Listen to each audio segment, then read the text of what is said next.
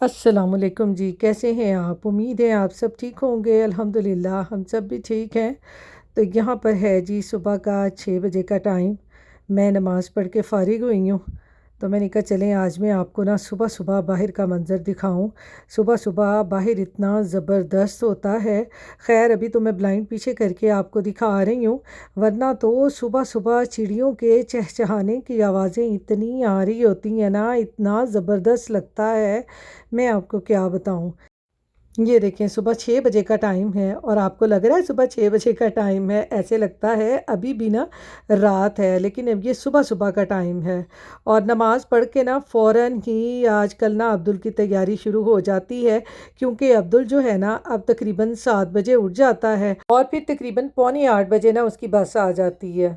तो आजकल तो अल्लाह का शुक्र है कि अब्दुल जो है वो लंच अपने साथ लेके जा रहा है, वरना तो किंडरगार्टन से लेके 3rd ग्रेड तक ना अब्दुल बिल्कुल भी लंच नहीं लेके जाता था। माशाल्लाह से 4th ग्रेड में हुआ है ना, तो वैसे अब बड़ा भी हो रहा है, तो लगता है स्कूल में भूख लगती है, तो इसलिए ना अब कहने लग गया है कि मम्मा मुझे ना साथ में लंच दे दिया करो, नगेट्स कुछ भी हो साथ में मुझे दे दिया करें। तो ये सुबह एग जो है ये मैं बॉईल करके इसको खिला के लाजमी भेजती हूँ। योक तो खाता नहीं है, सिर्फ एग वाइट ही खाता है और कुछ भी नहीं खाता। तो यहाँ पर देखें जी अब्दुल का लंच बॉक्स भी हो गया है तैयार। मैंने नगट्स रख दिए हैं, साथ में इस तरह से केचप रख दी है, अगर इसका दिल करेगा तो खा लेगा, वरना केचप तो मुश्किल से ही खाता है, वैसे ही ले आता होता है। आज मुझे ना बिल्कुल इसका किंडरगार्टन का वक्त याद आ रहा था। मैं जब भी इसको लंच बॉक्स इस तरह तैयार करके देती थी ना, तो जब हम वापस इसको लेके आते थे तो इसका लंच बॉक्स वैसे का वैसे ही भरा होता था और ये कुछ भी नहीं खा के आता था। तो आज देखेंगे खा के आता है कि नहीं आता, क्योंकि आज इसने फर्स्ट टाइम ये लंच बॉक्स अपने साथ लेके जाना है 4th ग्रेड में।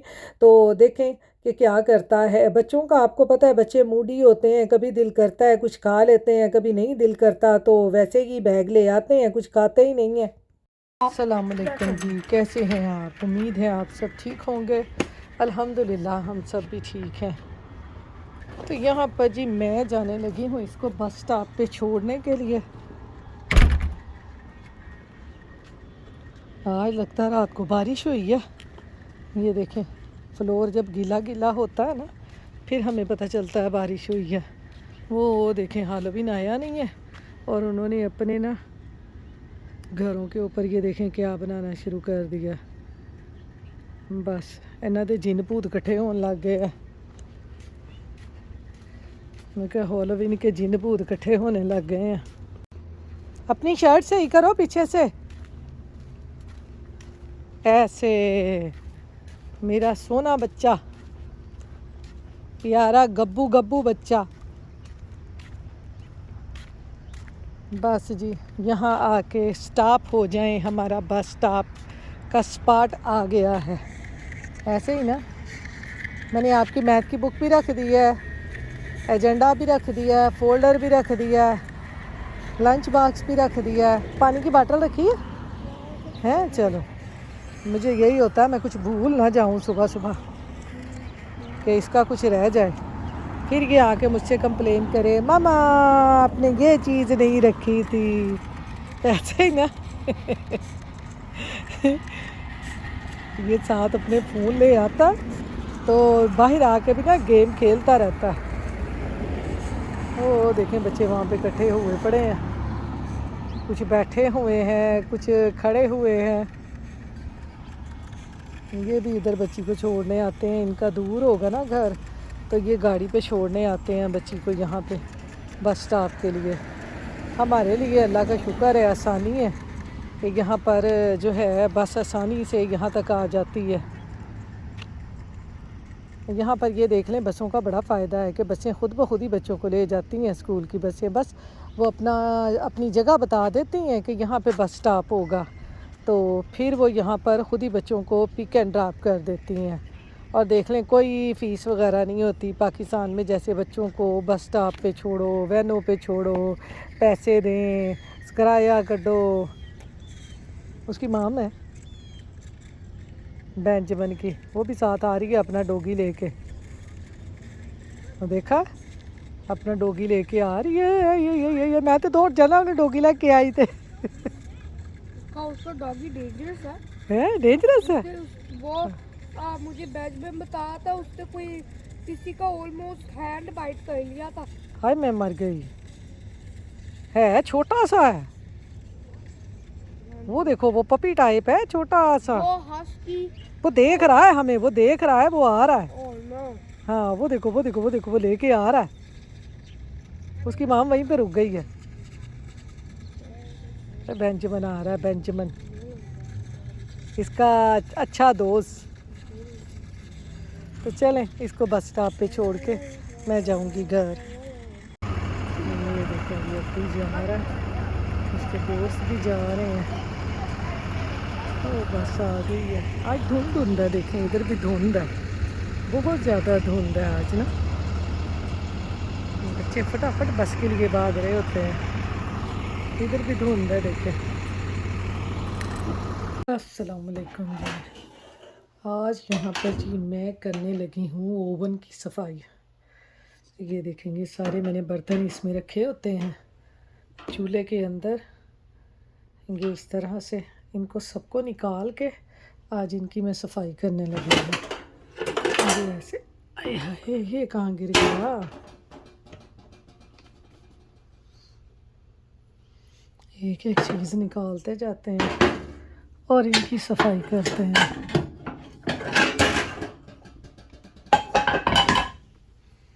जो चीज़ें फेंकने वाली होंगी वो फेंकूँगी और जो चीज़ें रखने वाली होंगी वो रख लूँगी। ये सारी चूल्हे की अब मैं सफाई करने लगी हूँ। कैसे सफाई करती हूँ ये मैं आपको बाद में दिखाती हूँ। ये सारी चीज़ें पहले बाहर निकालते हैं, बर्तन जो भी मैंने रखे हुए हैं ना इसके अंदर। ये देखें हम यहाँ पर ना ये पैन वगैरह ये इस तरह ये सारे ओवन में रख देते हैं, जगह जो कम होती है तो इसलिए ये सारी चीज़ें जो हैं हम ना ओवन के अंदर रख देते हैं। और फिर जब कोई चीज़ बनानी होती है ओवन से सारा निकाल के फिर इसको हम चलाते हैं। वैसे तो कभी मैंने यूज़ नहीं किया, मेरे पास तो छोटा ओवन है, मैं वो यूज़ कर लेती हूँ। तो ये सारे बर्तन निकाल के ना फिर इसकी सफाई करते हैं। तो ये यहाँ पर देखें जी ओवन से चीज़ें हमने निकाल ली हैं, ये भी सारे निकालते हैं बाहर। ये अब ये देखें सारे ओवन की करूँगी सफाई, इसको सारा क्लीन करके फिर इसमें बाकी चीज़ें रखूँगी। और ये जो स्टैंड है इसके इनको भी अभी धोती हूँ। इसके अंदर इतनी ग्रीस जमा हो जाती है ना कि ये देखें हाथ ना चिपकने लग जाते हैं, इतनी ग्रीस हो जाती है। ये देखें सारा सामान मैंने निकाल लिया है, इधर भी बर्तन रख लिए हैं, कुछ इधर बर्तन रख लिए हैं। इसकी सफाई करके फिर इसमें देखते हैं क्या क्या रखना है।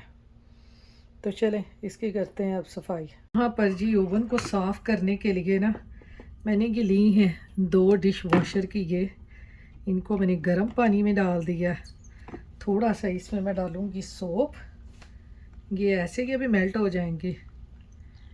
ये डालूँगी इसमें। अब घर में बाज़ औक़ात जो है ना ये ओवन क्लीनर नहीं होता, तो हम ओवन क्लीनर जो है ना वो हम अपने घर बना लेंगे। इसमें डालेंगे बेकिंग सोडा, इसको ऐसे मिक्स कर लेंगे, ये सारा अभी खुल जाएगा।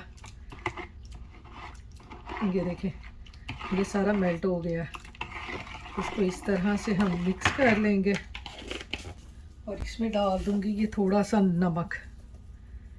ये ना ओवन की सारी ग्रीस को ख़त्म कर देगा।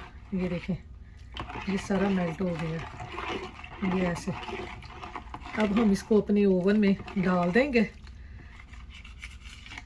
वैसे तो अगर ओवन ज़्यादा ख़राब हो तो ओवन के क्लीनर मिलते हैं ना, आप उससे साफ़ कर लेते हैं। मैंने कभी ओवन यूज़ नहीं किया, तो मैं जब भी साफ़ करती हूँ ना तो मैं इस तरह क्लीनर बना के ना उससे साफ़ करती हूँ।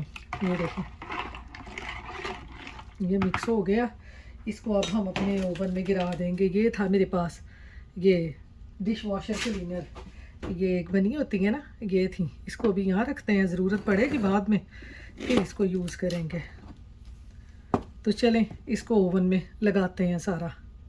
ये देखें जी ये हमने जो लिक्विड बनाया है इसमें पुराना सा जो स्कॉच ब्राइट है ना उसको डिप करके ना चूल्हे के अंदर ऐसे लगा दें।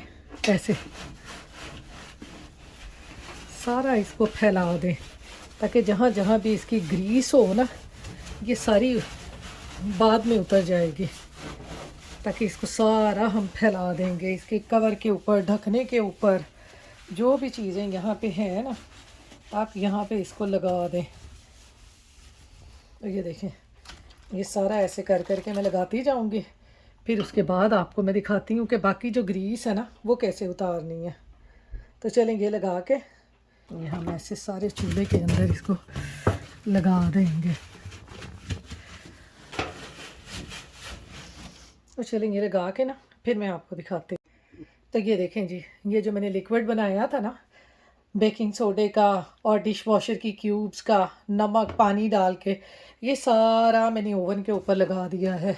अब मैं इसको तकरीबन ना इसके इनके ऊपर भी लगा देंगे। इसको अब मैं तकरीबन ना 5 मिनट के लिए छोड़ दूँगी और फिर उसके बाद ना जो अगला वो मेथड है ना वो मैं आपको बाद में बताती हूँ कि बाद में क्या करना है।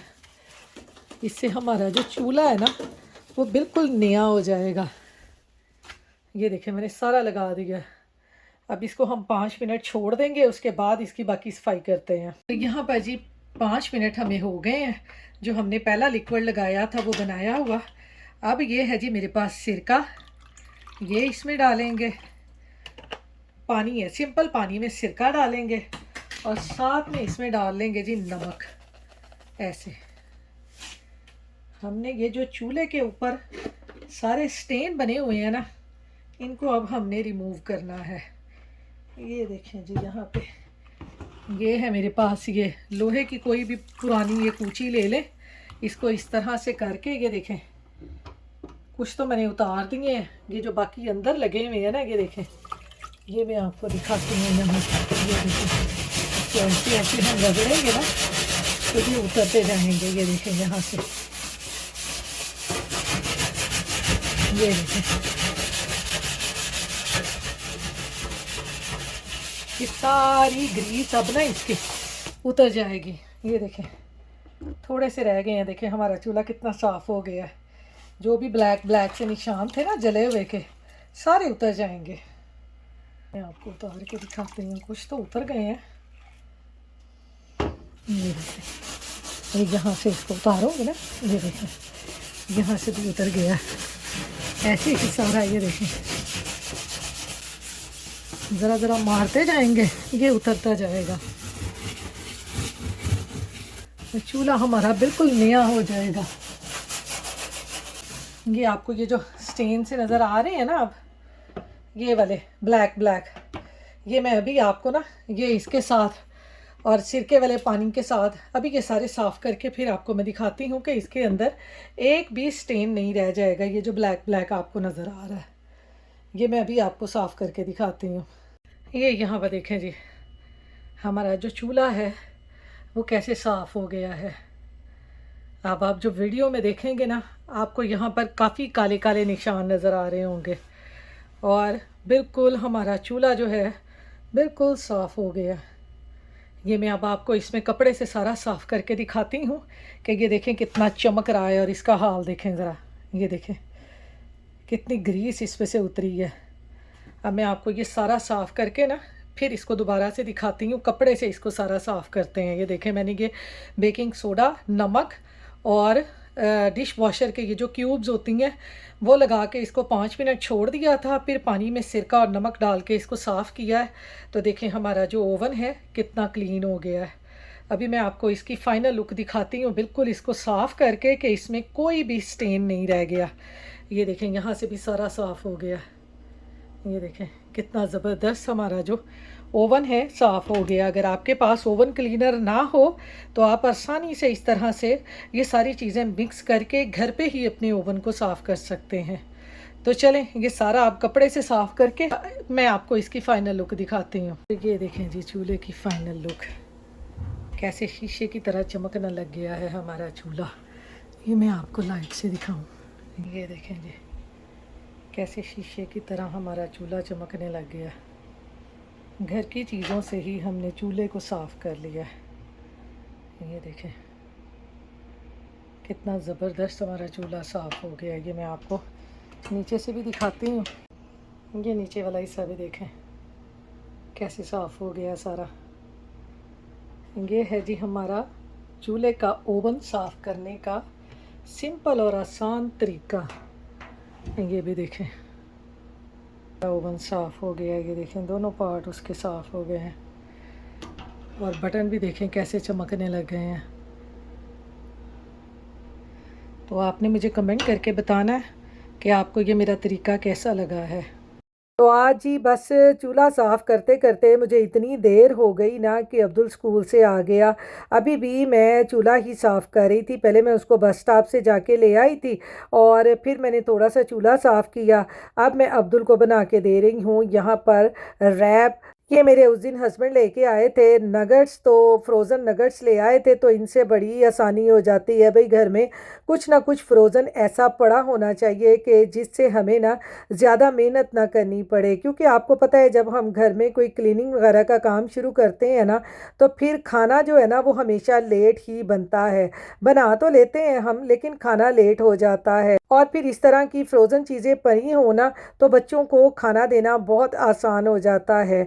तो इसलिए मैंने भी जल्दी जल्दी से ना नगट्स रखे एयर फ्रायर में। मैंने कहा चले नगट्स जब तक एयर फ्रायर होते हैं उतनी देर तक ना हम जल्दी जल्दी से सब्जियां काट लेते हैं। कुछ थोड़ा सा मैंने लेटस काट लिया है, थोड़ा सा प्याज काट लिया है और अपने हस्बैंड के लिए यहाँ पर अब मैं काट रही हूँ ये हालोपिनो, क्योंकि मेरे हस्बैंड ना मिर्च के बगैर तो कोई चीज़ भी नहीं खाते। तो बस मैंने कहा चलें जल्दी जल्दी से यही चीज़ें आज बना लेते हैं। तो खाना जो है वो मैं बाद में बनाऊंगी अगर टाइम मिला तो। क्योंकि आपको पता है जब घर में इस तरह की क्लीनिंग वगैरह हो रही हो ना तो फिर तो कुछ समझ नहीं आता कि क्या बनाएं और क्या ना बनाएं। तो यहाँ पर जी रैप बनाने के लिए ना मैंने यहाँ पर ले ली है ये टोटियाँ। तो आप भी अगर अपने घर में कोई क्लीनिंग वगैरह का काम करते हैं ना तो ऐसी चीज़ें ला के ना फ्रिज में लाजमी रखें जिनको बनाना आसान हो। तो यहाँ पर ये देखें नगट्स हमारे भी एयर फ्रायर हो चुके हैं। इनको भी निकालते हैं और फिर इनके रैप बनाते हैं। मैं तो ये इस तरह घर में लाजमी फ्रोज़न चीज़ें रखती हूँ। कभी आप फ़िश ला के रख सकते हैं, कभी नगट्स ला के रख सकते हैं और टेंडर चिकन भी हमारे यहाँ से मिल जाता है। आप ये चीज़ें लाजमी बना के रखें, वरना तो मैं कबाब वगैरह भी बना के रखती हूँ। अगर कबाब वगैरह ना बने हो ना तो फिर इन्हीं से काम चला लेती हूँ। तो यहाँ पर ये देखें नगट्स को मैंने छोटा छोटा सा काट लिया है, वेजिटेबल भी सारी काट ली हैं और टोटिया को ना मैंने हल्का सा तवे के ऊपर सेक लिया है। क्योंकि टोटियाँ हमने फ्रिज में रखी होती है, इसको निकाल के अगर हम फ़ौरन से इस तरह से रैप वगैरह बनाने शुरू कर दें ना तो ये टूट जाती हैं। तो हल्का सा तवे पे इनको गर्म कर लेना तो फिर आसानी से ये रैप हो जाते हैं। तो यहाँ पर सबसे पहले रैप मैं बना रही हूँ अब्दुल के लिए। और अब्दुल आपको पता है कि वो मिर्ची वगैरह तो खाते नहीं हैं बच्चे, तो इसलिए इसके ऊपर मैंने सिर्फ मेयोनीज़ और ये केचप लगा दी है। साथ में इसके ऊपर आप ये नगट्स रख दें छोटे छोटे से पीसीस काट के और साथ में लेटस रख दें क्योंकि अब्दुल लेटस खा लेता है, प्याज और मिर्च वगैरह नहीं खाता। तो इसलिए हमें बच्चों के लिए अलहदा से रैप बनाने पड़ते हैं और बड़ों के लिए अलहदा से बनाने पड़ते हैं। क्योंकि आपको पता है बच्चों को तो मिर्च वगैरह का इशू होता है और बड़ों को ऐसा कोई प्रॉब्लम नहीं होता। तो इसलिए आप अपनी मर्ज़ी के मुताबिक जैसे रैप बनाना चाहते हैं आप वैसे बना सकते हैं। तो ये तो मैं कहती हूँ घर में टोटियाँ पड़ी हो ना इससे ज़िंदगी बड़ी आसान हो जाती है और आसानी से सारे काम हो जाते हैं। क्योंकि आपको पता है जब भी घर में हम बड़े बड़े काम शुरू कर लेते हैं ना इस तरह के तो फिर थकावट भी बहुत हो जाती है और फिर कोई खाना वगैरह भी नहीं बनता। तो फिर इसलिए ऐसी आसानी हो जाती है और घर वाले भी खुश हो जाते हैं कि आज उनको कोई डिफरेंट खाना मिला है, वरना रोज़ ही चावल और सालन वगैरह खा खा के ना घर वाले भी उकता जाते हैं। तो यहाँ पर ये देखें हमारे जो रैप है ना ये कितने मज़े के बने हैं। मेरा तो बस यही दिल कर रहा था कि मैं बस ना इनको फ़ौरन से खाना शुरू कर दूं। तो इस तरह से मैंने लिया है नैपकिन और इनमें इनको रोल कर दूंगी। आप चाहें तो यहाँ पर बटर पेपर में भी इनको ये रैप कर सकते हैं ताकि आसानी से पकड़ के ना खाए जाएं। तो आपने मुझे कमेंट बॉक्स में बताना है कि आपको देख देख के ना ये कैसे लग रहे हैं, क्योंकि अब ना खाए तो जा नहीं सकते। मैं तो कहती हूँ ये जब हम वीडियो बना रहे होते हैं ना तो कैमरे में ना कोई इस तरह का सुराख होना चाहिए कि हम अपनी ना यूट्यूब यूट्यूब की फैमिली को भी ये जो हम बनाते हैं ना वो लाजमी चखाएं और फिर उनसे पूछें कि ये कैसा बना है, क्योंकि आपको पता है देख देख के तो अंदाज़ा हो ही रहा होता है कि अच्छा बना है, लेकिन जब तक हम चखेंगे नहीं हमको कैसे पता चलेगा कि अच्छा बना हुआ है। तो इसलिए अब आप देख लें और फिर आप बना के खाएं, तो फिर मुझे कमेंट बॉक्स में बताएं कि आपको ये कैसे लगे हैं। तो यहाँ पर ये देखें जी, हमारे जो टोटिया रैप हैं नगट्स के वो तैयार हो चुके हैं और अब्दुल भी स्कूल से आ चुका हुआ है। तो मैंने अब्दुल से कहा कि बेटा जल्दी से आप शावर ले लो, उतनी देर तक ना मैं रैप बनाती हूँ। तो यहाँ पर देखिए मेरा प्यारा बच्चा ना उस वक़्त से शावर लेके ना तो बैठा हुआ है कि मम्मा मुझे कब खाना देंगी, क्योंकि आज मैंने शुरू कर ली चूल्हे की क्लीनिंग। तो बस करते करते मुझे देर हो गई, वरना तो जब ये स्कूल से आता है तो फ़ौरन ही इसको मैं खाना खिला देती हूँ। तो खैर कभी कभी इस तरह से हो जाता है। तो चलें अब हम खाते हैं अपने रैप। तो इसके साथ ही मैं अपने व्लॉग का भी एंड करती हूँ, फिर मिलूँगी इंशाल्लाह नेक्स्ट व्लॉग में। अपनी दुआओं में याद रखिएगा, अपना ख्याल रखिएगा। अल्लाह हाफिज़।